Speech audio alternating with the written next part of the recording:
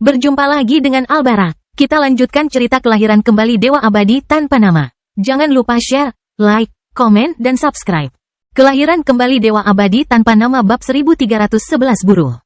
Beberapa hari yang lalu, dia menyadari bahwa anak laki-laki dapat memanfaatkan kakak sesuka mereka. Dia telah menyalahgunakan kekuatannya untuk melecehkan Yandere dan roh wanita di alam mental Dion sejak saat itu. Meski begitu, dia dihajar setelah mengabaikan Sabona dan menyebutnya berdada rata. Hanya itu yang membuatnya sedikit menarik kembali kejenakaannya. Dion menggelengkan kepalanya, tertawa kecil sambil menyingkirkan kapal pesiar emas itu. Harta karun semacam ini membutuhkan waktu untuk dimiliki sepenuhnya. Dion begitu terbiasa dengan senjata yang langsung sujud kepadanya sebagai tuannya, sehingga dia belum pernah memurnikan harta karun sebelumnya. Tapi, sepertinya dia akhirnya menemukan jodohnya. Karena kapal pesiar emas bukanlah senjata, atau harta karun jalur jiwa, kapal itu tidak tunduk pada Dion. Jadi, dia harus menggunakan cara normal yang dilakukan oleh para pembudidaya lainnya. Berhentilah bersikap konyol, Sen. Aku sudah memberimu tongkat tingkat spiritual dan kapak perang. Namun, kamu belum membuat mereka mengenalimu sebagai master bahkan setelah berbulan-bulan. Senyuman malu menutupi wajah Sen ketika saudara perempuannya menertawakannya. Ketika bayi-bayi binatang buas menerobos alam surga, Dion memberi Sen, satu-satunya di antara mereka yang menggunakan senjata, harta karun tingkat spiritual miliknya sendiri. Namun, Dion melarangnya menggunakannya sampai dia bisa mendapatkan pengakuan atas senjatanya. Jelas dia belum berhasil, namun dia berani meminta lebih. Kami di sini bukan untuk mencarikanmu senjata, jika itu hanya senjata, aku punya terlalu banyak. Kata Dion ringan. Kalau dipikir-pikir lagi, dia masih belum kehabisan senjata kelas spiritual milik Sekte Rusa Surgawi. Yang dia butuhkan bukanlah senjata, tapi harta yang mendukung.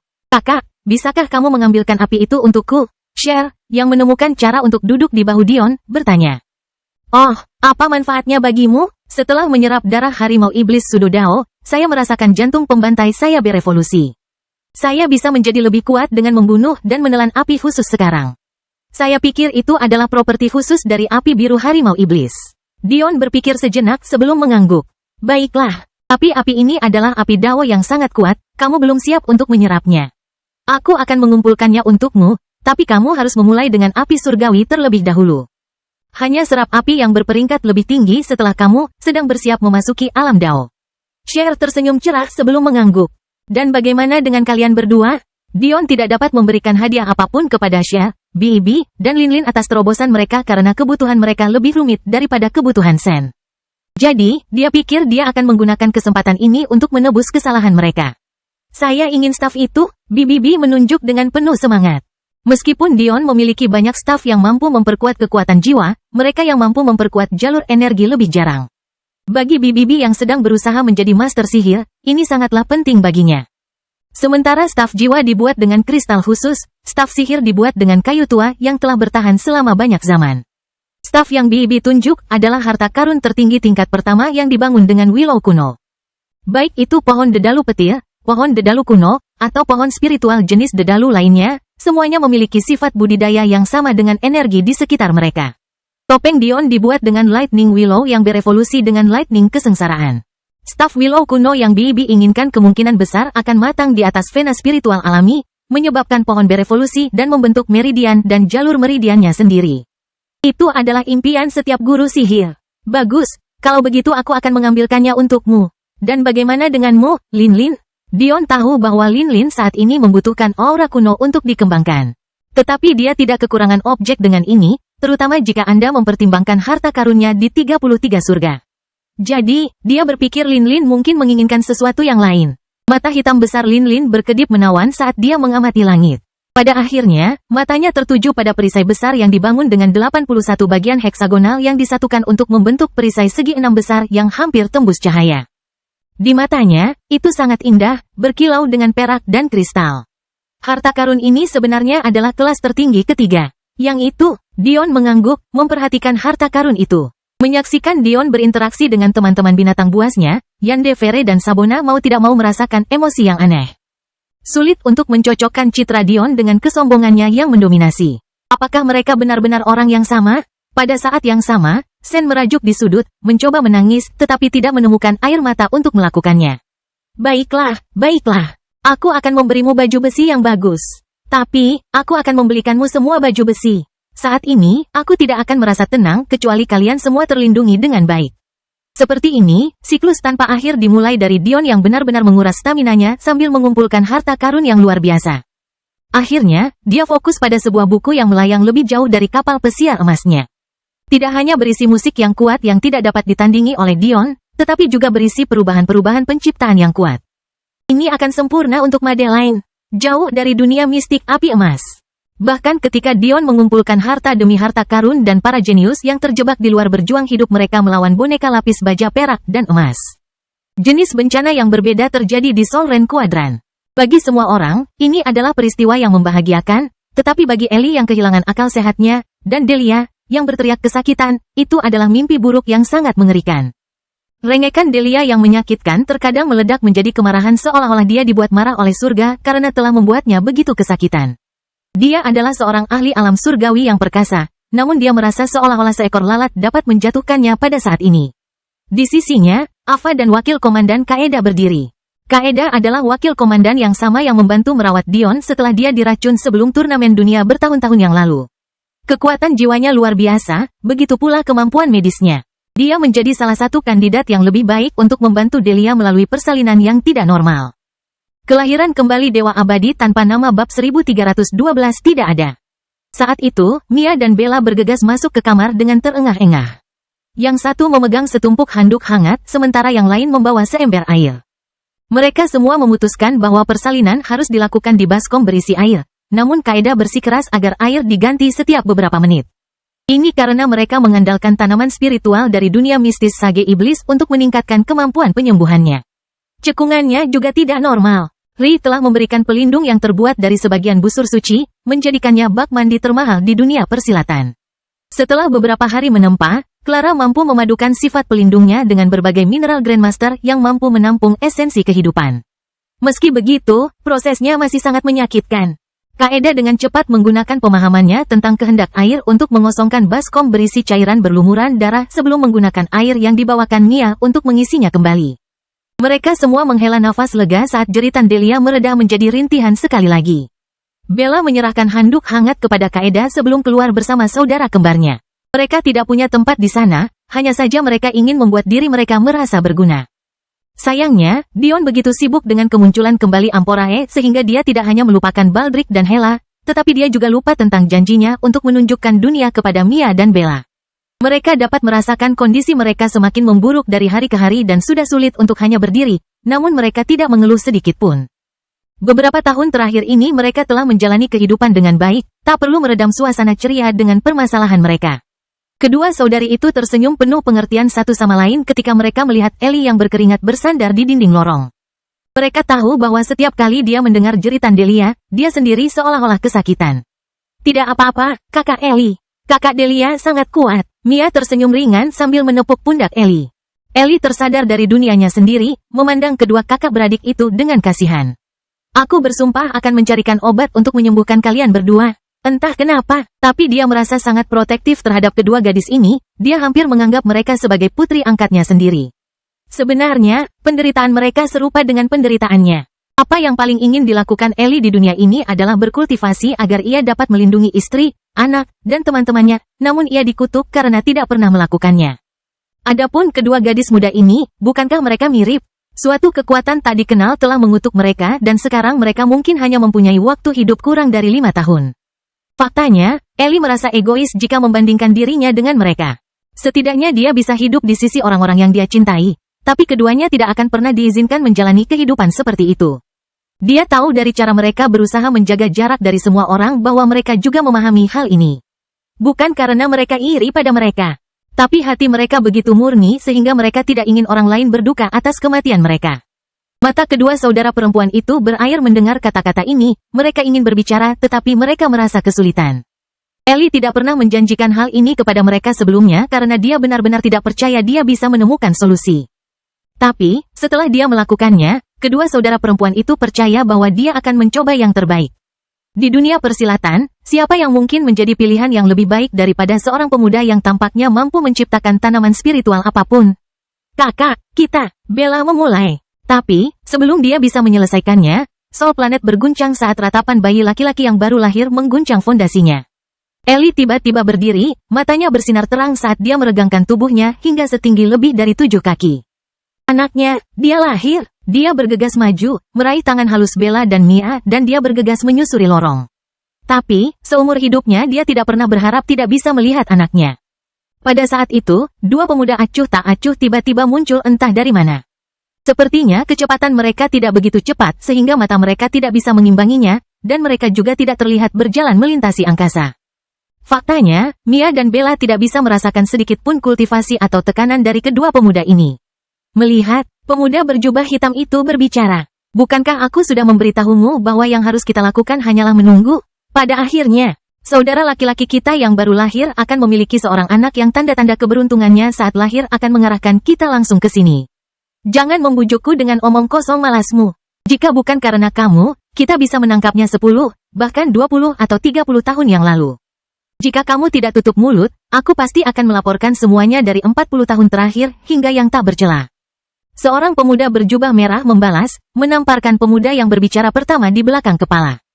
Pemuda berjubah hitam itu segera membungkam dirinya sendiri, malah memandang ke arah Ellie dengan senyuman ramah. Saudaraku, kamu menderita di sini. Kami datang untuk membawamu pergi. Pemuda berjubah merah itu tersenyum, mengabaikan Mia dan Bella. Siapa kalian berdua? Saudara kembar mengambil posisi bertahan, melindungi Ellie dari belakang. Saling memandang dalam pemahaman diam-diam, mereka segera mengarahkan dua telapak tangan ke depan. Siapa yang menyangka kalau kedua pemuda itu bahkan tidak mau bereaksi? Sebaliknya, kedua kepala mereka meledak menjadi hujan darah, hujan materi otak, daging dan darah merah berceceran di sepanjang dinding, langit-langit dan lantai. Namun, sebelum kedua saudara perempuan itu merasa ngeri pada pembunuhan pertama mereka, darah melonjak kembali, membentuk kembali kepala mereka seolah-olah tidak terjadi apa-apa. Semuanya kembali normal seolah-olah mereka tidak pernah menyerang sejak awal. Bahkan keduanya terus mengabaikan kedua kakak beradik tersebut. Kelahiran kembali Dewa Abadi tanpa nama bab 1313 anggota badan. Mia dan Bella tidak bisa mempercayai mata mereka. Mereka benar, kedua pemuda ini tidak memiliki 1 ons pun kultivasi. Dengan kekuatan pengumpul esensi mereka, membunuh mereka semudah membalik tangan. Atau begitulah yang mereka pikirkan. Bagaimana kepala mereka berubah seolah-olah tidak terjadi apa-apa. Lihat, apa manfaat omong kosongmu bagi kami?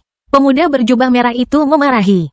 Jika kita menemukannya sebagai seorang anak seperti yang seharusnya, apakah kita harus menghadapi semua ini? Jangan salahkan aku, pemuda berjubah hitam itu berkata dengan lemah. Bagaimana salahku kalau dia dilahirkan di alam semesta yang begitu lemah sehingga kemampuanku hampir tidak berfungsi?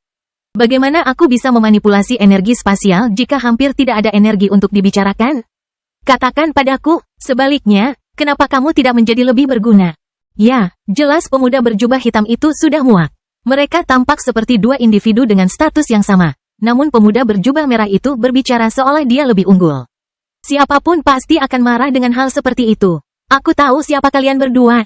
Ellie berkata dengan lembut. Tapi aku tidak perlu pergi bersamamu. Aku bisa menjalani kehidupan yang baik di sini. Aku punya teman dan keluarga. Apakah kamu benar-benar ingin membawaku pergi? Kamu menjadi penjahat yang sama seperti yang kamu klaim untuk melindungiku. Berbeda dengan saudara kembarnya, para pemuda itu tidak mengabaikan Ellie. Sebaliknya, mereka memandang ke arahnya dengan campuran pengertian dan rasa kasihan. Adikku, pandangan duniamu terlalu dangkal. Salah satunya, meskipun alam semesta ini cukup bagus, aku sudah memindai semua orang di sini. Pemuda berjubah merah itu menjelaskan dengan ringan. Individu terkuat hanyalah makhluk surgawi tingkat menengah. Bahkan jika aku memasukkan binatang buas yang bersembunyi di dunia mistik itu, hanya ada sedikit ahli dao tingkat tinggi di antara mereka. Dan mengingat status mereka, mereka tidak akan keluar dengan mudah. Selain mereka, hanya ada satu ahli dao kelas 2 yang mencapai akhir hidupnya. Bagaimana sebuah negara tanpa satupun ahli dao puncak, apalagi keberadaan yang lebih tinggi, dapat melindungi Anda? Kehangatan dalam suara pemuda berjubah merah itu mengejutkan Ellie. Namun dia tetap merasa tidak pasrah. Adapun saudara kembarnya, mereka terkejut. Apa yang dimaksud pemuda ini dengan pemindaian? Bagaimana dia bisa menutupi area seluas itu dengan akal sehatnya? Belum lagi melihat budidaya orang-orang yang jauh di atasnya, itu tidak masuk akal. Dia selalu berhati lembut, jadi dia akan mencoba berunding denganmu menggunakan premismu. Pemuda berjubah hitam berkata dengan hangat. Tapi ada perbedaan dalam nadanya, dia mirip dengan seorang tetua berpengalaman yang rajin membimbing seorang pemuda. Tetapi saya tidak bisa melakukan hal yang sama dengan hati nurani yang baik. Untuk saat ini, orang-orang ini adalah teman dan keluargamu. Tapi siapa yang tahu apa yang akan terjadi? Siapa yang tahu jika mereka belum menggunakanmu sebagai alat bantu? Kamu harus memahami bahwa kami, anak-anak surga, jauh melampaui apa yang bisa dilakukan oleh harta karun kelas bintang. Menyediakan, bahkan harta karun dari 33 surga harus sujud kepada kami. Kami dapat dianggap sebagai satu-satunya harta karun jalan legendaris yang ada. Cahaya kompleks melintas di mata pemuda berjubah merah, tapi dia tidak membantah kata-kata pemuda berjubah hitam. Cahaya kesakitan melintas di mata Ellie. Mereka tidak akan pernah memperlakukanku seperti itu, katanya lemah. Tapi dia tahu mengatakan hal itu tidak ada gunanya, mereka tidak akan pernah mempercayainya. Setidaknya biarkan aku membawa istri dan anakku, aku tidak bisa meninggalkan mereka di sini. Kedua pemuda itu saling berpandangan. Kamu boleh mengambil anakmu, tapi istrimu bukan salah satu dari kami. Dia tidak bisa datang. Ellie merasa hatinya hancur. Bagaimana dia bisa melakukan itu pada Delia? Dia baru saja melahirkan. Bagaimana dia bisa pergi dan membawa anak mereka bersamanya? Dia akan kehilangan dua pilar dalam hidupnya seketika. Tanpa perlu mendengarnya, kedua pemuda itu memahami keputusannya. Menekan emosi kompleks mereka sendiri, mereka secara bersamaan mengambil langkah maju. Pada saat inilah, para jenderal iblis menyadari ada sesuatu yang tidak beres dan mulai menyerbu ke dalam istana dan lorong, di mana Kaeda adalah yang tercepat, tapi itu sudah terlambat.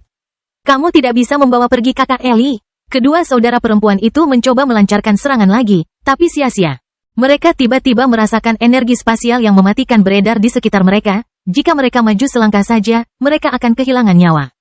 Kedua pemuda itu mencapai sisi Ellie, masing-masing meletakkan tangan di bahunya sebelum perlahan menghilang. Tidak, kedua saudara perempuan itu mengabaikan energi itu, menyelam ke depan untuk mencoba merebut Ellie dari mereka. Namun, semua itu tidak penting. Tangisan kesedihan Mia terdengar saat dia kehilangan lengan dan kakinya karena energi spasial yang kejam. Adiknya, Bella, tidak menjadi lebih baik, kehilangan kedua kakinya dalam sekejap. Hal terakhir yang mereka lihat sebelum kehilangan kesadaran adalah tatapan keheranan dari dua pemuda berjubah. Mereka jelas tidak menyangka kedua remaja putri ini akan mempertaruhkan nyawa mereka seperti ini meskipun mereka merasakan bahaya dari kendali spasial pemuda berjubah hitam itu. Namun, ketika mereka melihat susunan penyembunyian Dion pada saudara kembarnya hancur, mereka mendengus dengan jijik. Penyakit yang mengerikan yang dialami kedua saudara perempuan itu menjadi jelas bagi energi. Daging mereka membusuk dan menghitam, otot-otot mereka berhenti berkembang, dan ciri-ciri mereka yang tadinya cantik dan halus kini terlapisi oleh nanah. Mereka seperti mayat hidup. Lihat, adik kecil, kedua orang ini hanya bersedia mempertaruhkan nyawa mereka untukmu karena kamu adalah satu-satunya harapan mereka untuk bertahan hidup. Jika bukan karena fakta bahwa mereka akan mati tanpa kemampuanmu, mengapa mereka mengambil risiko sendiri untukmu seperti ini? Entah bagaimana. Kata-kata terakhir sebelum menghilang itu lebih menyakiti Mia dan Bella daripada kehilangan anggota tubuh mereka. Mereka merasakan jantung mereka hancur, perasaan hampa mencungkil dada mereka dengan perasaan tenggelam yang menyesakkan. Kelahiran kembali Dewa Abadi tanpa nama bab 1314 gratis. Di dalam kastil langit fase kedua, Dion sama sekali tidak menyadari apa yang telah terjadi. Dia terus membantu bayi-bayi binatang buas itu mengambil harta yang mereka inginkan. Beberapa hari kemudian, mereka dengan gembira memeluk harta karun mereka dengan senyum cerah di wajah mereka. Hal ini khususnya terjadi pada Sen yang mengenakan armor tempur emas tingkat spiritual puncak yang gagah berani dalam wujud balitanya. Anehnya, itu mendominasi dan menggemaskan pada saat yang sama. Seperti yang diharapkan, mengambil buklet yang ingin dia berikan pada Madeline sejauh ini adalah yang paling sulit. Dibutuhkan 70% staminanya untuk menaiki kapal pesiar emas tersebut, namun secara mengejutkan ia gagal 3 kali sebelum berhasil mengambil buku wasiat musik. Setiap kali, energi mentalnya terkuras habis, membuatnya tidak berdaya selama berjam-jam. Bahkan Sabona pun merasa tidak enak dan berusaha membuatnya menyerah. Pada akhirnya, Dion tidak punya pilihan selain mengungkapkan setengah langkah Dao tombak ki miliknya. Dia tidak sepenuhnya mempercayai Yandere dan Sabona, tapi dia merasa bisa melakukan tindakan balasan jika mereka memutuskan untuk mengkhianatinya. Meski begitu, kepercayaan Bibi pada mereka membuatnya merasa sedikit lebih tenang. Tanpa menekan tingkat kemauannya, Dion mampu menembakkan tombak ki-nya lebih jauh dan memaksanya bertahan lebih lama. Pada akhirnya, dia mengambil buklet itu setelah menggunakan lebih dari 50% staminanya. Hukum penciptaan. Dion bergumam pada dirinya sendiri sambil melirik sekilas buklet itu. Penciptaan bukanlah sejenis wasiat, tapi lebih merupakan semacam jalur, seperti jalur kedaulatan senjata Dion atau jalur abadi wasiat pedang lilit. Jalur penciptaan ini selalu dipilih oleh mereka yang paling kuat dalam bidang musik karena memungkinkan fleksibilitas paling besar. Yang disebut komposer musik akan menggunakan jalur penciptaan untuk menggambarkan gambar-gambar perkasa dengan musik mereka. Mereka kemudian dapat menggunakan gambar-gambar ini untuk menyerang. Madeline, sampai sekarang, sudah dapat mengubah musik tingkat bumi, sehingga komposisinya memiliki kekuatan teknik tingkat bumi yang normal. Hal ini menunjukkan kedalaman pemahamannya. Namun, setiap langkah selanjutnya seperti naik ke surga. Meskipun Dion tidak yakin, dia yakin Amporae kemungkinan besar mengikuti jalan ini juga. Faktanya, dia hampir pasti jauh lebih kuat daripada Madeline di dalamnya. Buku ini kemungkinan besar akan sangat bermanfaat bagi mereka berdua. Apa yang Dion masih belum pahami sepenuhnya adalah bahwa jalur penciptaan ini juga sangat berguna baginya. Bagaimanapun, api bawaannya mengikuti jalan ini. Sementara dari luar, nampaknya mereka memiliki banyak karakteristik. Masing-masing kemampuan tersebut berasal dari satu karakteristik. Hanya saja karakteristik ini begitu mendominasi sehingga memanifestasikan dirinya dalam berbagai cara berbeda. Inilah mengapa nyala api Dion berevolusi seiring dengan perkembangan jiwanya. Faktanya, sejak terakhir kali dia melepaskan apinya sepenuhnya, kekuatan jiwanya meningkat 2 kali lipat, kemungkinan besar sudah ada lebih banyak kemampuan yang belum dia temukan. Dion menyingkirkan teknik ini, menempatkannya di samping tempat Madeline saat ini tertidur lelap. Hari-hari ini, dia hanya terbangun selama setengah jam sebelum tertidur selama berhari-hari, tapi mungkin dia bisa menggunakan beberapa waktu yang tersebar itu untuk memahami sesuatu. Saat ini, Sabona sedang melihat ke arah keempat bayi binatang itu dengan ekspresi cemburu. Dia sudah mencoba mengambil buku bersayap itu beberapa kali, tapi dia terus gagal. Bisakah kamu membantuku? Dia berkata dengan lembut, jelas tidak terbiasa meminta hal seperti itu kepada orang lain. Dion hanya tersenyum, mengirimkan aliran tombak Ki dengan satu pikiran. Sesaat kemudian, buku itu sudah mendarat di tangannya. Menutup matanya, kekuatan jiwanya yang luar biasa mulai memahami kehendak buku itu. Sebenarnya itu bukanlah sesuatu yang mengesankan, hanya teknik Peak Heaven Grade. Namun, Dion merasakan detak jantungnya dengan kegembiraan. Sambil berpikir, Dion diam-diam berkomunikasi dengan Sol Tome, mentransfer pemahamannya tentang keinginan teknik itu ke dalamnya. Dalam sekejap, Sol Tome mengisi halaman jalur kosong dengan susunan yang brilian, baru saja menyelesaikannya saat Dion melemparkan buklet itu ke Sabona. Sabona berkedip dengan sedikit kebingungan di matanya. Kupikir kamu bilang beberapa jam? Kamu bisa memeriksanya lagi kalau kamu mau. Dion tersenyum. Tidak perlu, aku sudah menghafalnya. Nanti pelan-pelan aku akan memahaminya. Ini, Sabona tersenyum manis. Dia tampak seperti orang jahat, tapi sebenarnya dia sangat baik. Jelas sekali. Sabona mengira Dion hanya berpura-pura membutuhkan teknik ini agar rasa bersalahnya tidak terlalu besar saat meminta bantuan. Lagi pula, Dion jelas tidak punya sayap. Dia merasa bodoh karena tidak memikirkan hal itu sebelumnya. Sabona berpikiran sederhana dan lurus ke depan seperti leluhur dwarfnya. Jadi, dia memutuskan untuk menerima Dion sebagai teman, suatu masalah yang dia anggap sangat serius. Dion sebagian menyadari bahwa dia telah disalahpahami, tetapi dia hanya menggelengkan kepalanya. Meskipun dia belum pernah menggunakan kemampuannya sebelumnya. Selalu ada dalam pikirannya bahwa Sol Tome memungkinkan dia untuk langsung menguasai teknik ke tahap kesempurnaan hebat berdasarkan kekuatan jiwanya. Sekarang dia memiliki jiwa surgawi puncak, dia bisa menguasai teknik tingkat surga puncak secara instan, jika dia mau. Satu-satunya alasan Dion tidak menggunakan kemampuan ini adalah karena jika dia mengandalkan Sol Tome untuk mencapai kesempurnaan hebat, maka mengambil langkah terakhir menuju alam satu dengan diri akan menjadi 2 kali lebih sulit. Bagaimanapun, surga tidak pernah memberikan apapun secara cuma-cuma. Untuk teknik yang lemah seperti teknik tingkat umum, pengorbanan ini tidak sepadan. Namun, hal ini layak dilakukan untuk teknik yang membutuhkan waktu lebih lama untuk dikuasai. Setelah Dion benar-benar menguasai semua teknik tingkat umum puncak yang dia miliki, dia akan mulai memanfaatkan Sol Tome ketika dia harus mengulangi prestasi ini dengan teknik tingkat bumi dan surga.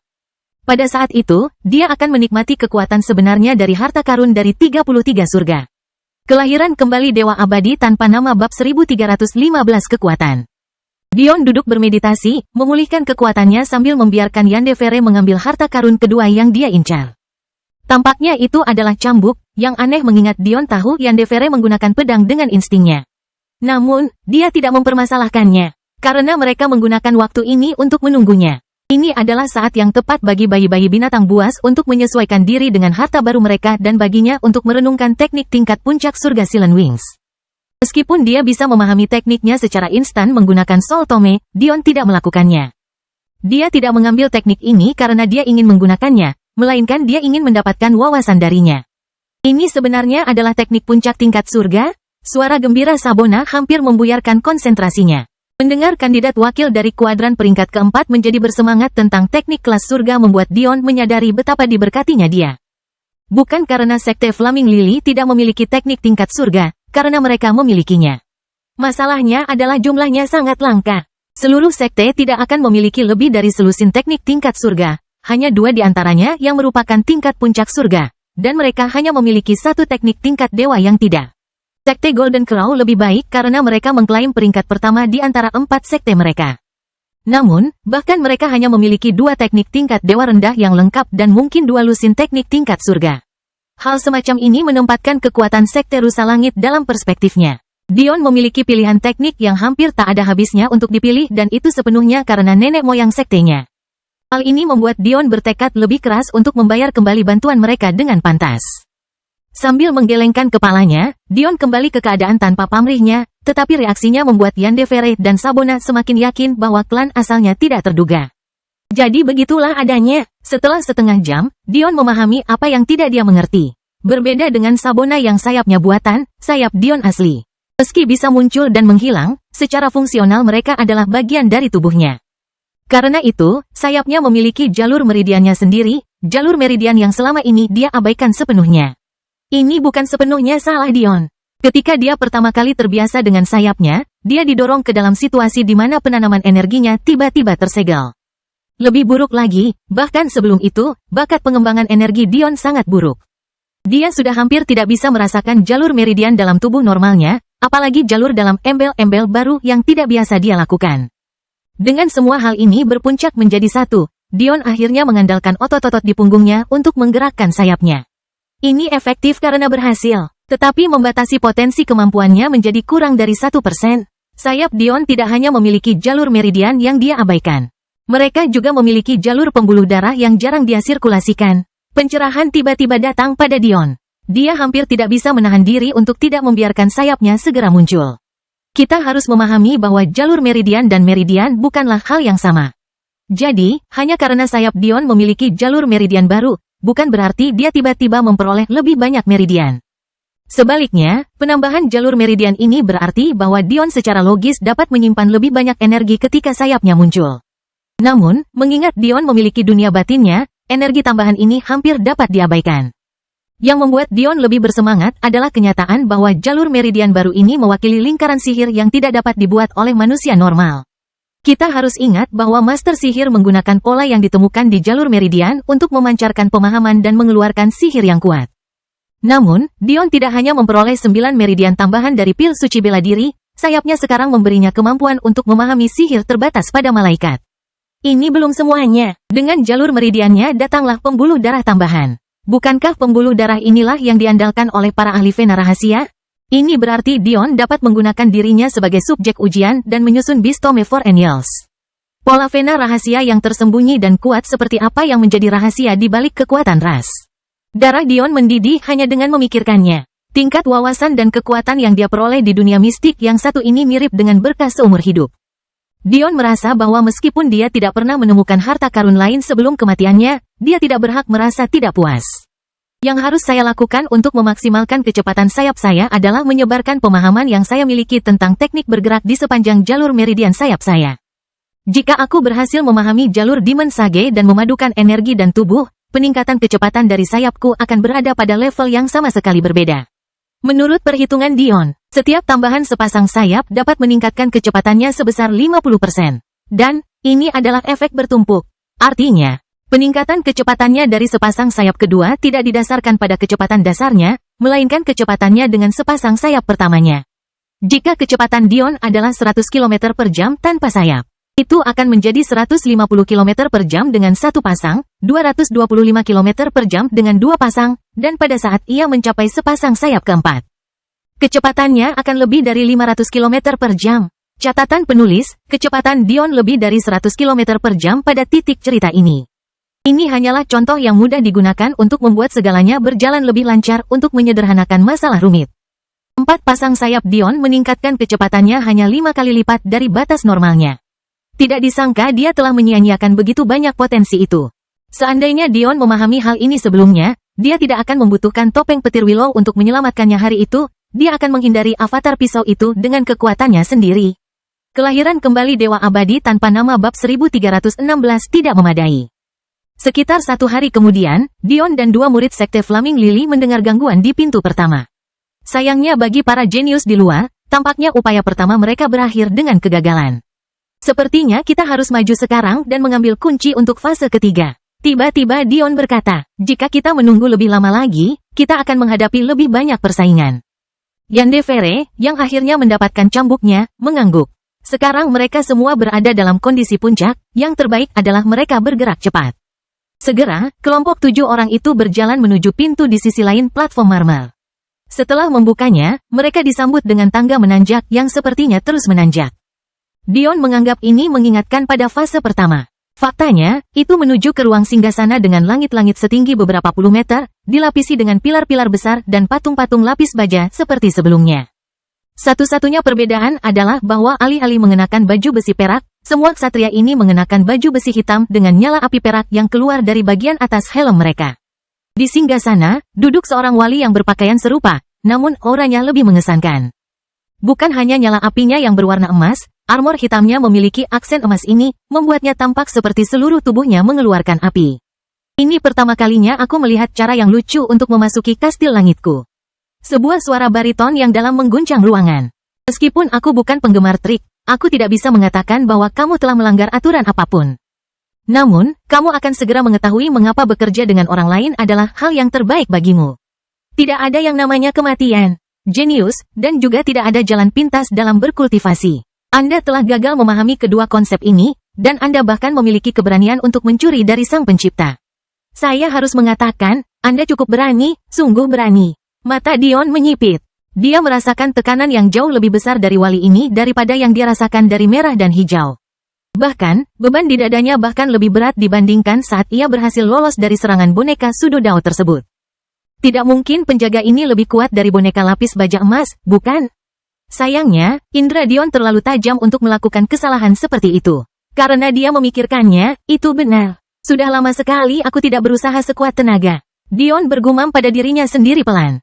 Meskipun dia baru saja bertarung melawan kera berkulit berlian beberapa bulan yang lalu, dia sebagian besar menggunakan pengalaman itu untuk meningkatkan koordinasinya dengan bayi-bayi binatang buas. Ditambah lagi, sejak itu, kekuatannya meningkat secara eksplosif. Tidak peduli seberapa kuat penjaga ini, auranya tidak bisa menekannya. Meregangkan tubuh dengan ringan, Dion memandang ke arah Sabona dan Yandere. Sebaiknya kalian berdua masuk kembali ke menaraku. Kita tidak punya pengalaman bertarung bersama, jadi melakukannya sekarang akan membuat segalanya menjadi tidak nyaman. Kedua murid itu memandang ke arah Dion, mencoba menghilangkan keraguan mereka. Apa maksudnya kamu mencuri dari Tuhan Pencipta? Yandere tiba-tiba mengajukan pertanyaan yang tepat sasaran. Dion mengangkat bahu. Aku mengambil sesuatu yang mungkin membuat hantu tua itu marah. Tapi, dia hanya bisa menyalahkan dirinya sendiri karena tidak mampu. Mendengar kata-kata Dion, tawa serak dari penjaga lapis baja hitam mengguncang ruang singgasana yang besar. Untuk tetap menunjukkan kesombongan di hadapannya, tampaknya peserta persidangannya bersikeras untuk mati. Menyalahkan diri sendiri karena tidak mampu. Kata-kata yang bagus, aku akan membuatmu menyesalinya. Yandere menatap Dion dalam-dalam. Yang mana di antara Dion berikut yang asli? Orang baik hati yang tidak mengucapkan sepatah kata pun keluhan bahkan ketika dia menunda mereka selama berhari-hari untuk mengambil cambuknya. Atau orang yang berdiri di hadapannya sekarang. Menengadah ke dunia, dia tidak bisa memahaminya. Hati-hati, Yandere berkata dengan lembut. Ingatlah bahwa saya masih seorang Pik Celestial, saya dapat membantu Anda pada saat yang genting. Dion tersenyum, mengirim Sabona dan Yandere ke menara bijak iblis. Dia melihat ke arah penjaga berarmor hitam yang masih berbaring, senyum tenang di wajahnya. Tinjuku gatal, Sen berkata dengan seringai lebar di wajahnya, meskipun suaranya tidak dewasa, tidak salah lagi niat bertarungnya. Bahkan setelah sekian lama, aku masih memupuk roh tak terkalahkan atau bahkan niat bertempur. Dion berpikir dalam hati, aneh sekali. Dion benar-benar jiwa yang malang. Untuk membentuk Battle Intent dan kemudian mengembangkannya menjadi roh yang tak terkalahkan. Pertama-tama seseorang harus menemukan lawan yang menantang yang kemudian Anda atasi meskipun ada banyak rintangan. Dia telah melakukan ini berkali-kali, masalahnya adalah dia kehilangan satu komponen kunci, tidak sekalipun dia percaya bahwa dia akan kalah. Karena Dion tidak pernah memikirkan kekalahan, rohnya tidak pernah tumbuh melalui temper karena baginya, tidak ada tantangan apapun. Dia tidak pernah perlu menempa roh tak terkalahkan karena dia tidak pernah menganggap kata kekalahan sejak awal. Itu adalah sebuah ironi dari semua ironi. Tidak bisa membentuk roh tak terkalahkan karena kamu sudah merasa tak terkalahkan. Langit pasti menertawakan penderitaannya dari atas. Dion melepas kemeja putih bersihnya, memperlihatkan tubuh yang sangat ekstrim. Setiap garis otot dihaluskan dan bahkan serat-seratnya bergerak di bawah kulitnya yang berwarna perunggu seperti tali baja yang saling bertautan. Bayi-bayi binatang itu meledak ke bentuk aslinya, menghadap ke depan saat 13 kunci tampak melayang di atas kepala penjaga lapis baja hitam itu. Pada saat itu, satu-satunya ksatria api perak yang tidak aktif terbangun, masing-masing mengambil langkah maju hingga 50 pik Celestials berdiri di depan Dion dan 4 makhluk surgawinya. Sayap hitam mekar dari punggung Dion, memberinya aura iblis yang tidak salah lagi. Kehadirannya menyeluruh dan menyesakkan, menindas segala penjuru dengan momentum yang tak terbantahkan dan menyebar luas. Saya kira kita akan melihat siapa di antara kita yang tidak memadai. Kelahiran kembali Dewa Abadi tanpa nama bab 1317 Kedutan. Nafas keruh keluar dari bibir Dion saat matanya memerah. Aula kastil dipenuhi dengan kekuatan binatang yang tidak terkendali. Pada saat itu, ke-50 boneka itu tampak tenggelam ke dalam tanah tempat mereka berdiri, derit baju besi mereka memenuhi suasana yang tadinya sunyi. Kehadiran seperti itu pasti akan mempengaruhi aliran energi di dalam boneka. Penjaga lapis baja hitam itu berpikir dalam hati. Sepertinya aku terlalu meremehkan pria ini. Tidak disangka dia akan memahami keinginan Titan sampai tingkat tertentu meskipun usianya masih sangat muda. Dan kehadiran Kaisar juga, dia memang memiliki modal untuk menjadi sombong. Sayangnya, ini bukan apa-apa di hadapan Sang Pencipta. Keempat bayi binatang itu entah kenapa menjatuhkan diri, bersila, seolah-olah mereka sedang bersiap untuk menonton pertunjukan. Sen bahkan mengeluarkan buah surgawi yang matang, mengunyah energi padatnya dengan ekspresi bahagia di wajahnya. Saat itulah Dion pindah. Bahkan tanpa menggunakan energi tipe cahaya dan menurunkan berat badannya, kecepatan Dion sudah sebanding dengan puncak surgawi tingkat ketiga. Tubuhnya terlalu kuat, dan angin serta maksud spasialnya terlalu dalam. Namun, kecepatan ini tidak seberapa dibandingkan dengan dia sekarang. Sebelum Dion saat ini, boneka surgawi puncak kelas 3 dan 2 bukanlah apa-apa. Sayap hitam Dion hanya mengepak satu kali, namun ia sudah muncul sebagai boneka pertama. Kecepatan yang didukung oleh bobot tubuhnya memberinya momen yang tak terduga. Tinju hilang. Tinju yang tampak biasa saja terbang di udara, seolah-olah itu adalah kapal compang camping yang mengarungi lautan yang bergejolak. Kehadirannya tidak hanya sangat kontras dengan pemiliknya, tetapi bahkan tampak lemah dan lemah. Pertunjukan semacam ini disambut oleh tinju boneka api perak, tapi saat itulah sesuatu yang benar-benar tak terduga terjadi. Ledakan, tanah di bawah kaki penanaman Dion hancur saat boneka itu terbang mundur menuju segerombolan ksatria api perak. Kilatan cahaya perak terpancar dari tubuh Dion, mencerminkan kembali kehebatan penyerangnya dan menggandakan kekuatannya sendiri. Boneka itu menabrak gerombolan ksatria, menerobos garis terakhir dan meluncur menuju penjaga api emas. Trik ruang tamu, penjaga itu mendengus, mengulurkan tangan untuk menghancurkan boneka itu sendiri. Tapi, sebelum dia bisa melakukannya, sesuatu yang tidak terduga terjadi. Boneka api perak itu tiba-tiba membeku di udara, runtuh dengan sendirinya seolah-olah sebuah lubang hitam muncul di tempat tinju Dion bertabrakan dengan tubuhnya. Seketika, baju besi Little Rain akan ngiler karena kekerasannya kusut, terlipat seperti selembar aluminium foil yang sia-sia. Gumpalan yang tersisa dari boneka itu jatuh ke tanah dengan bunyi gedebuk yang dahsyat, menyebabkan retakan yang menyatu dengan milik Dion, menyebar keluar seperti sarang laba-laba purba. Jika mata penjaga hitam itu terlihat, akan terlihat jelas bahwa mereka berkontraksi. Dia jelas merasa bahwa teknik Dion hanyalah teknik biasa. Bagaimana bisa begitu kuat? Mata Dion masih memerah karena keinginan untuk menghancurkan segala sesuatu yang menghalangi jalannya. Bagaimana dia bisa cukup sadar untuk menjelaskan kehebatannya kepada musuh? Dia sama sekali tidak peduli. Menelusuri boneka demi boneka seolah-olah mereka adalah karakter sampingan dalam lakon ciptaannya sendiri. Tinju hilang milik kakak benar-benar menakutkan. Sejak dia mencapai alam satu dengan diri dan menggabungkan kehendak spasial dan waktu ke dalamnya, itu adalah serangan tinju favoritnya. Sen berkata dengan penuh semangat. Dulu selama tugas Dion di Chaos Universe, dia telah berada di alam kebobrokan absolut. Dalam keadaan seperti itu, dia merasa sangat marah setiap kali lawannya melakukan kerusakan apapun padanya sehingga dia ingin membalasnya 10, 100, atau bahkan 1000 kali lipat. Jawabannya terhadap perasaan bejat itu adalah tinju hilangnya. Konsep asli dari seni tinju adalah memberikan kerusakan tersembunyi pada lawan. Yang disebut menghilang sebenarnya adalah kekuatan tinju yang menyusutkan jari-jarinya hingga titik terbatas sehingga akan menghantamkan darah ke siapapun yang bertemu dengannya. Di alam kesempurnaan agung, seseorang akan dapat memusatkan kekuatan tinju mereka ke titik yang sangat bagus sehingga tampaknya menghilang seluruhnya. Namun, Pikiran sadis Dion sempat tidak hanya ingin melubangi satu lubang berdarah ke lawannya, ia ingin lawannya roboh dari luar ke dalam saat bertemu dengan tinjunya. Dia ingin pusat rasa sakit lawannya begitu terfokus pada satu tinjunya sehingga mereka hanya bisa roboh ke dalamnya. Dengan demikian, Vanishing Fist Dion lahir. Ia menyembunyikan tingkat kehalusan spasial dan waktu sehingga membentuk pusat gravitasi yang tak tertahankan. Sekarang Dion telah memahami wasiat waktu dengan wasiat ketiga naik level sekali lagi dengan mengandalkan murid keabadiannya, kekuatan teknik ini sangat menghancurkan. Faktanya, itu bahkan tidak bisa dianggap sebagai teknik tingkat umum lagi. Alam satu dengan diri Dion telah menaikkannya ke tingkat yang begitu tinggi, sehingga bahkan beberapa teknik tingkat surga puncak tidak ada artinya jika dibandingkan dengan itu. Setiap kali Dion tenggelam dalam kondisi bejat dan membiarkan aura binatangnya bersinar, kekuatan tinju ini hanya akan meningkat.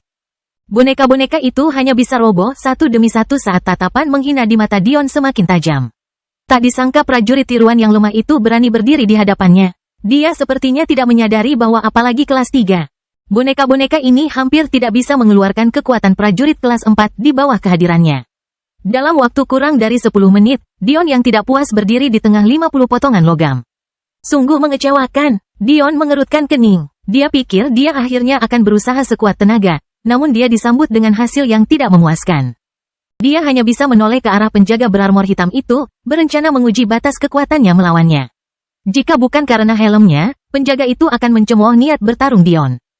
Bahkan jika dia terkejut bahwa seorang suci bisa memiliki kecakapan bertarung seperti itu, alam Sudodao berada pada level yang benar-benar berbeda. Kelahiran kembali Dewa Abadi tanpa nama bab 1318 sudah lama hilang.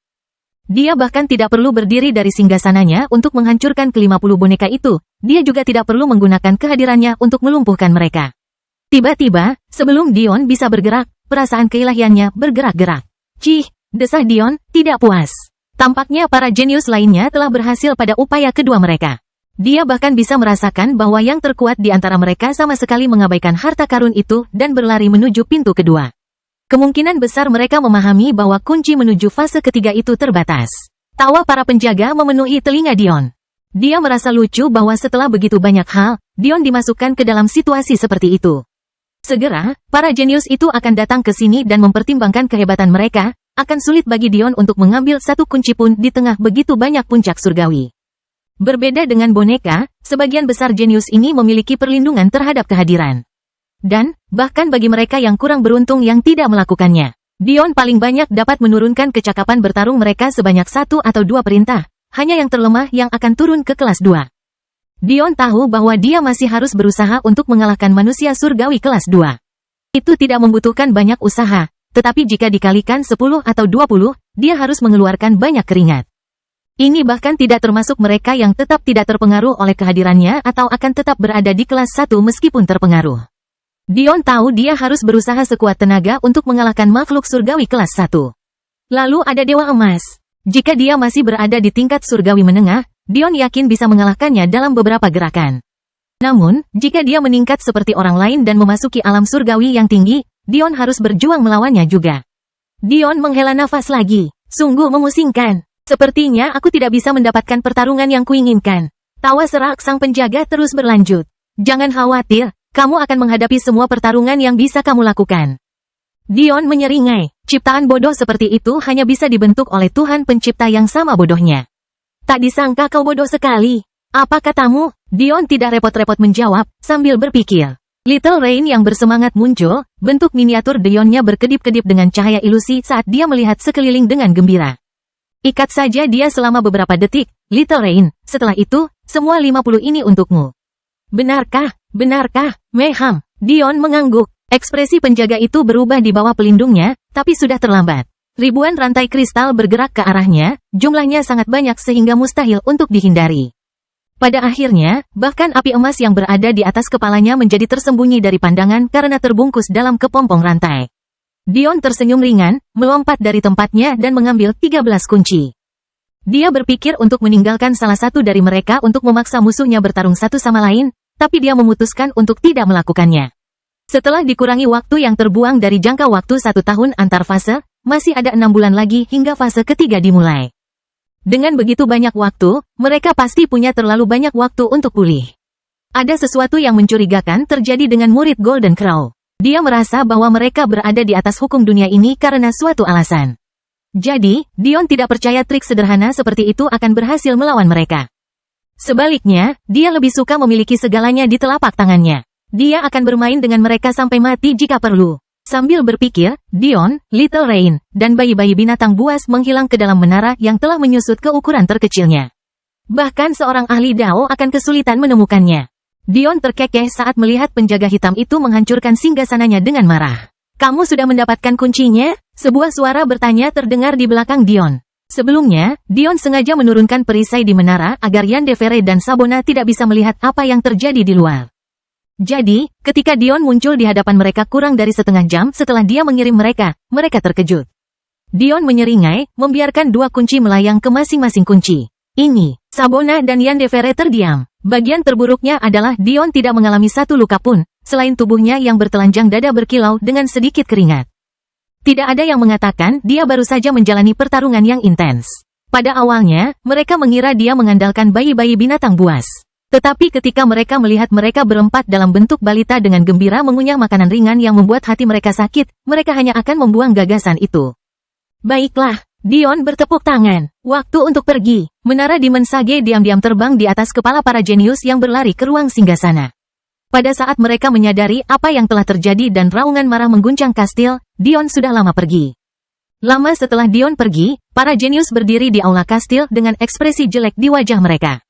Karena semua kuncinya telah hilang, bukan saja mereka tidak dapat memasuki fase ketiga. Namun fase kedua juga telah ditutup, menghalangi mereka untuk bersaing memperebutkan harta karun yang tersisa di sini. Kemarahan yang tertanam dalam membara di mata mereka. Mereka semua jenius, terbiasa hidup dengan hidung mancung, kapan mereka pernah mengalami kerugian sebesar itu? Bahkan ketika berhadapan dengan dewa sejati. Terutama mereka yang berada jauh di bawah tingkat kultivasi mereka, mereka tidak akan menderita pukulan dahsyat seperti itu. Penyesalan Kali semakin berlipat ganda pada saat ini. Dia berpikir bahwa dia bisa menghibur dirinya sendiri dengan mendapatkan sedikit keuntungan di sini. Dia bahkan berusaha sekuat tenaga melawan boneka-boneka di luar itu, namun inilah hasilnya. Dia tidak mendapat apa-apa, semua karena dia cukup bodoh untuk meremehkan Tuhan yang sejati. Dewa sejati Tatsuya tiba-tiba mulai tertawa. Tubuhnya berlumuran darah dan hancur di banyak tempat, namun matanya terbakar seperti bara api abadi. Tingkat cedera seperti ini hanya bisa diperkirakan.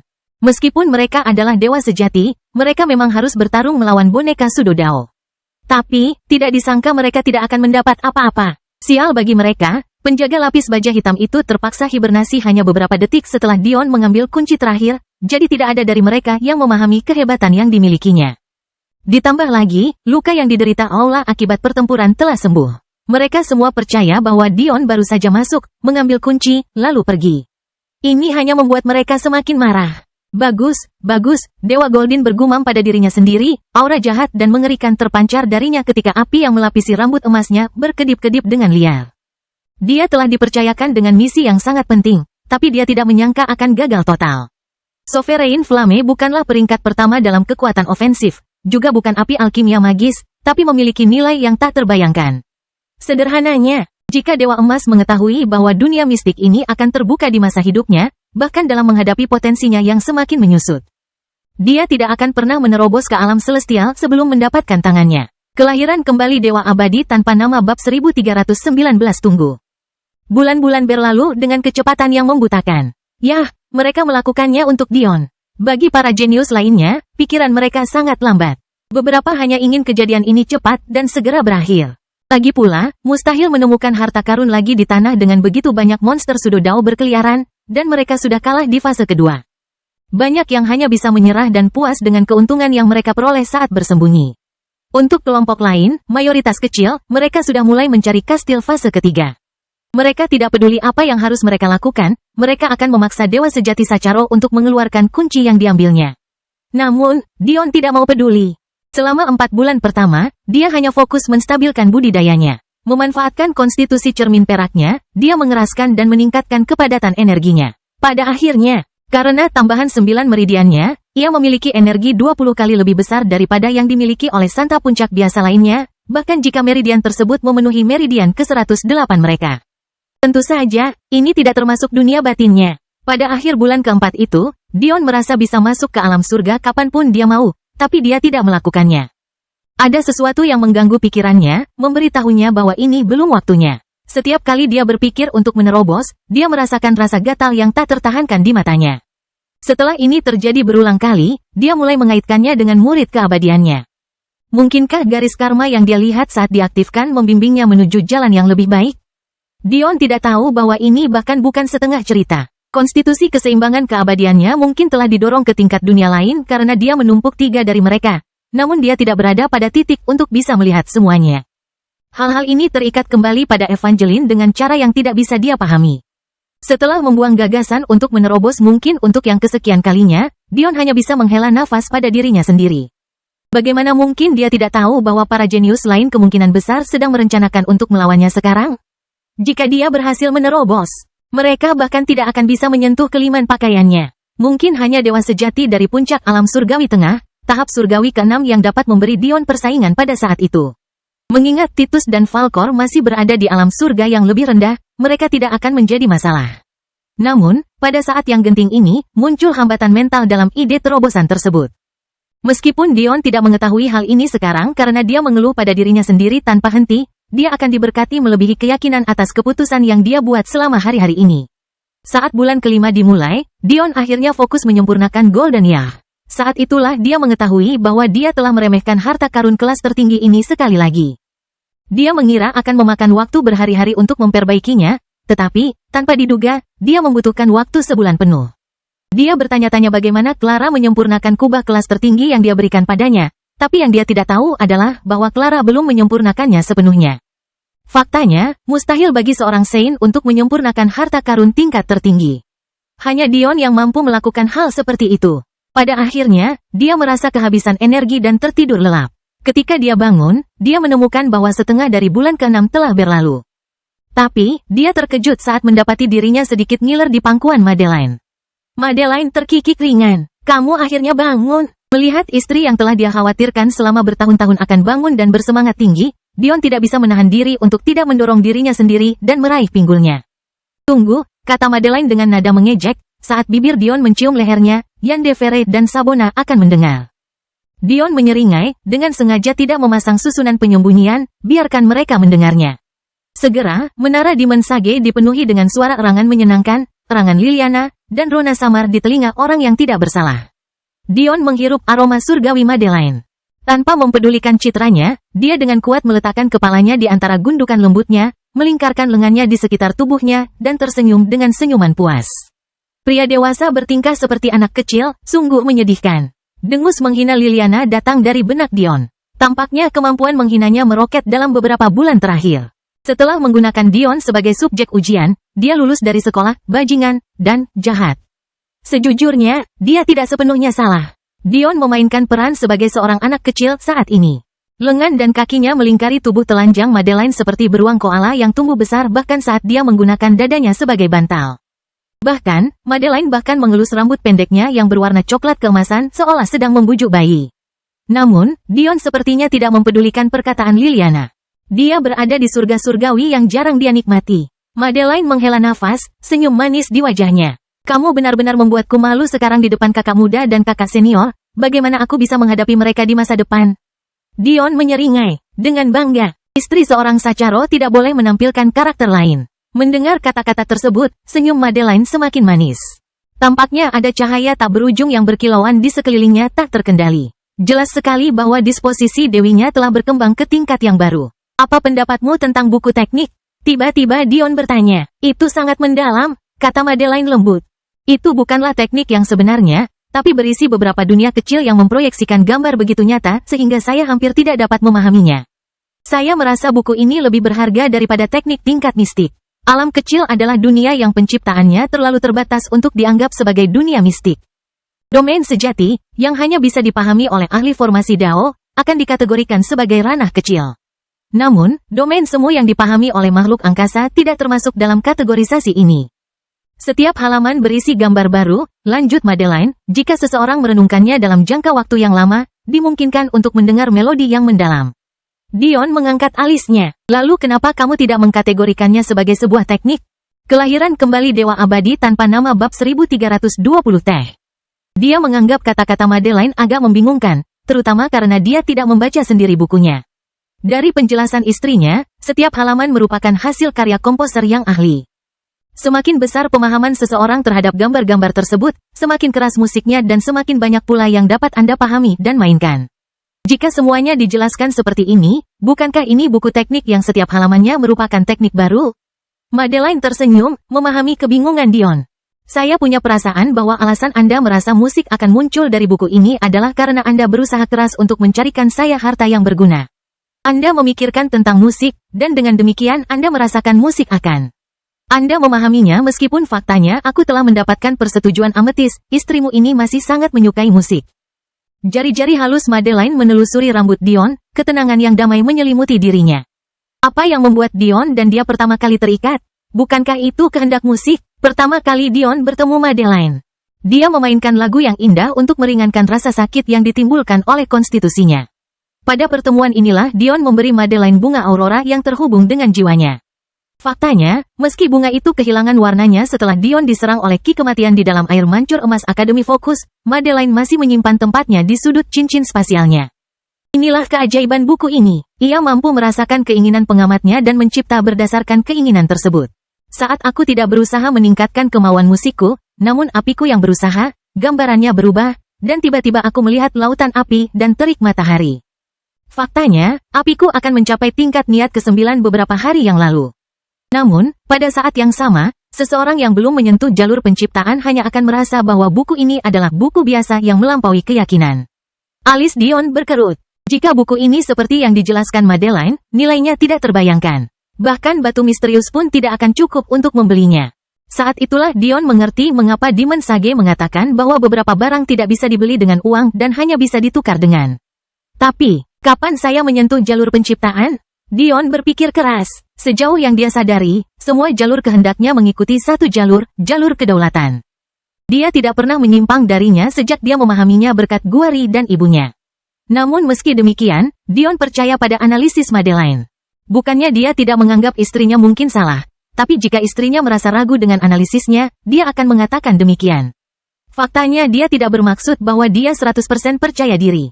Jika dia 100% percaya diri, dia juga 100% percaya diri. Sederhananya, sesuatu dalam dirinya mengikuti jalur penciptaan atau dia juga akan menganggap buku ini biasa saja. Mungkinkah itu sesuatu yang berhubungan dengan manifestasimu? Madeline perlahan mendorong Dion ke arah yang benar. Tiba-tiba, gelombang pencerahan menguasai Dion.